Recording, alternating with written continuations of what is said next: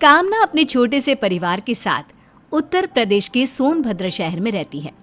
हाल ही में वो अपने बेटे श्लोक की शादी नंदिनी नाम की लड़की से करा देती है, मगर शादी के बाद अपने बेटे में आए बदलाव को वो स्वीकार नहीं कर पाती। बेटा श्लोक, आज तो ऑफिस से घर इतनी जल्दी कैसे आ गया? क्या करता माँ, नंदिनी जिद कर रही थी तो आना पड़ा। तो क्या बहू रोज ऑफिस से जल्दी आने को बोलेगी और तू आ जाएगा?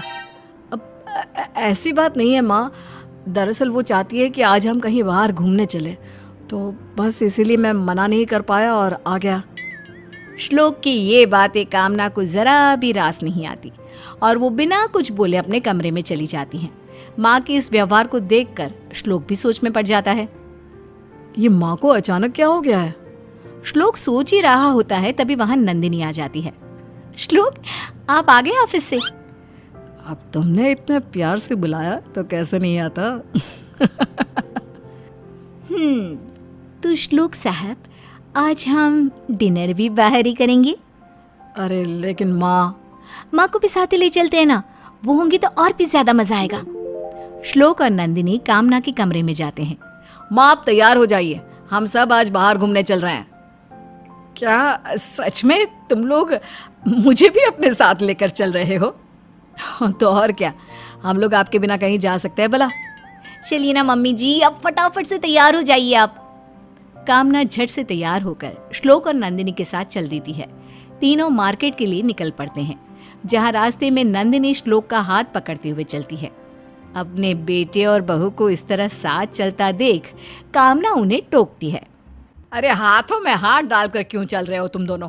ये तुम दोनों का बेडरूम नहीं, हमारी गली है, मोहल्ला है, जहां लोग एक चीज देखते हैं और चार बातें बोलते हैं। अब भी ना मम्मी, नंदिनी मेरी बीवी है, अब उसका हाथ नहीं पकड़ूंगा तो फिर किसका पकड़ूंगा? और फिर लोगों के बारे में सोचना ही क्यों है? हाँ, अब मेरी बात कहाँ मानोगे तुम? बीवी जो आ गई है तुम्हारी। नहीं माँ जी, आप गलत समझ रहे हो।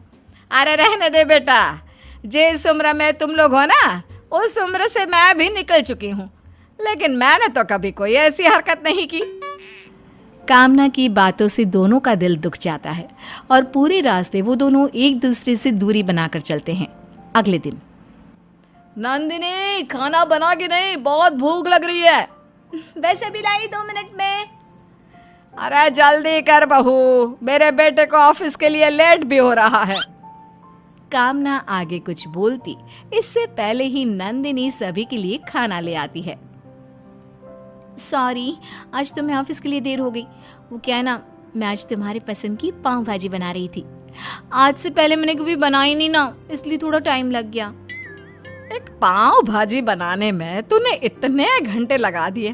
अरे मुझसे बोल दिया होता, मैं बना देती अपने बच्चे के लिए पाव भाजी।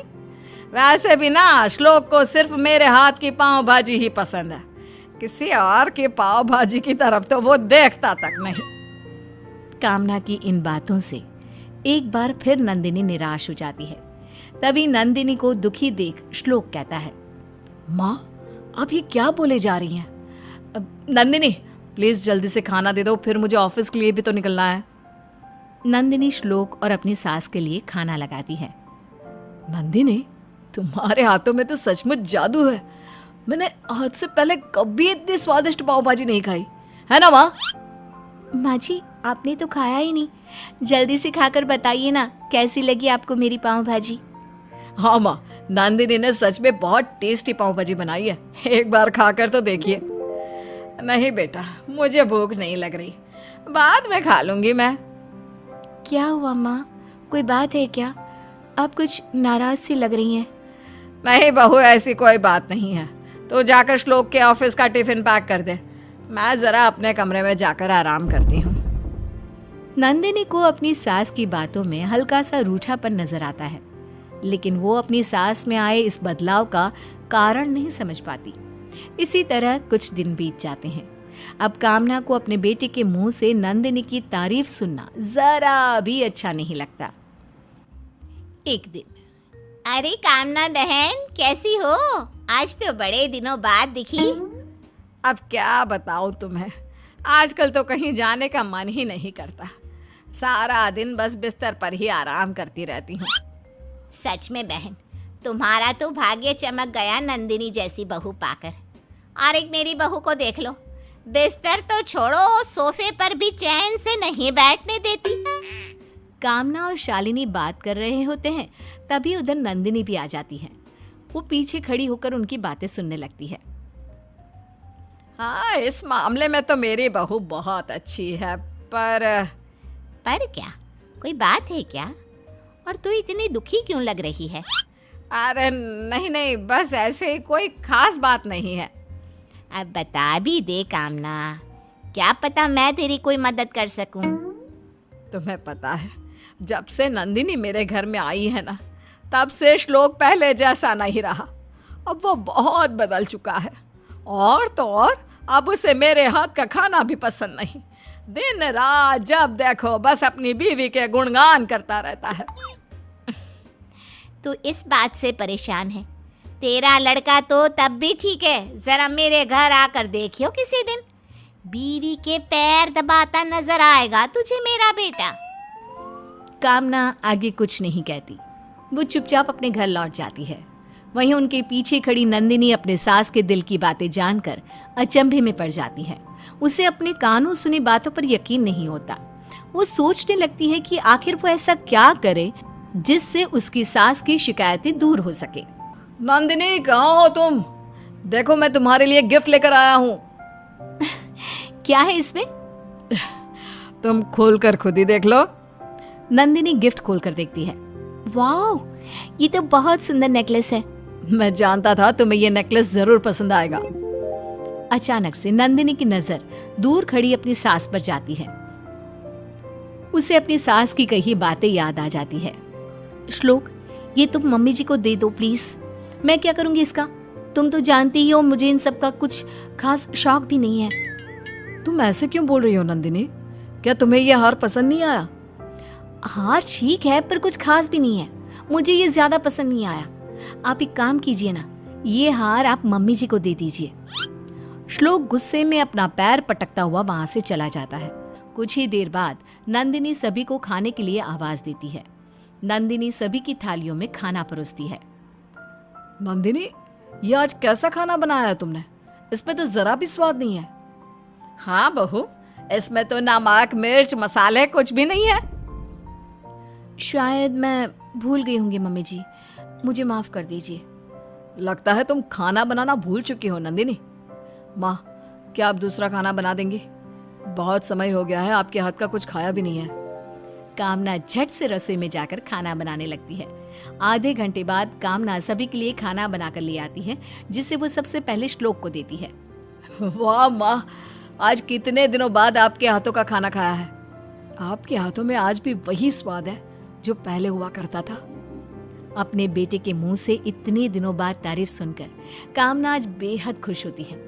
नंदिनी भी ये सब देखकर मन ही मन बहुत खुश होती है। खुश भी क्यों ना हो, आखिरकार उसकी मेहनत रंग जो ला रही है। अगले दिन, माँ, आज भी प्लीज आप ही खाना बना दीजिए। कल के बाद तो नंदिनी के हाथ का खाना खाने का मन ही नहीं कर रहा। हाँ हाँ बेटा, क्यों नहीं, मैं अभी तेरे फेवरेट आलू के पराठे बनाकर लाती हूँ। कामना अब खुश रहने लगी थी, और खुश भी क्यों ना हो, अब उसे उसका पहले वाला बेटा जो मिल गया था। लेकिन जितना श्लोक अपने माँ के करीब आ रहा था, उतना ही वो नंदिनी से दूर होता चला जा रहा था। कामना को भी अब उन दोनों के बीच की ये दूरी खलने लगी थी। एक दिन, नंदिनी बेटा, जरा श्लोक के लिए चाय बना कर ले आ। नंदिनी चाय बनाने के लिए रसोई की तरफ जाती है, जहाँ कामना भी उसके पीछे पीछे चल देती है। जहाँ वो देखती है कि नंदिनी श्लोक की चाय में जानबूझकर चीनी की जगह नमक डाल रही थी। अरे ये क्या कर रही है नंदिनी? तुमने श्लोक की चाय में नमक क्यों मिलाया? वो माँ जी, मेरा ध्यान नहीं था। क्यों झूठ बोल रही है बहू? मैंने देखा तूने जानबूझकर चाय में चीनी की जगह नमक डाला। अब बता, तू ऐसा क्यों कर रही है?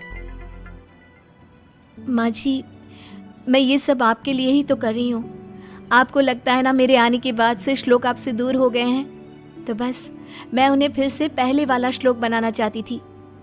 अपनी बहू के मुंह से ये सब सुनकर कामना की आंखें भर आती है। तुझे ये सब किसने बताया पगली?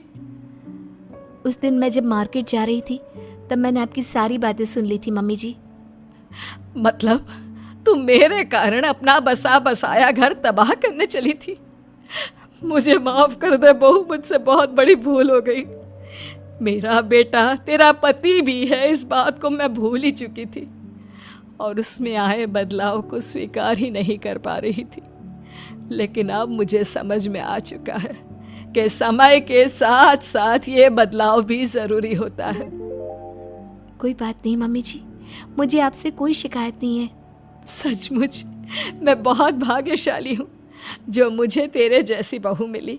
चल अब फटाफट से श्लोक के लिए एक बढ़िया सी गर्मा गर्म चाय बना दे, और हाँ, नमक वाली नहीं, चीनी वाली।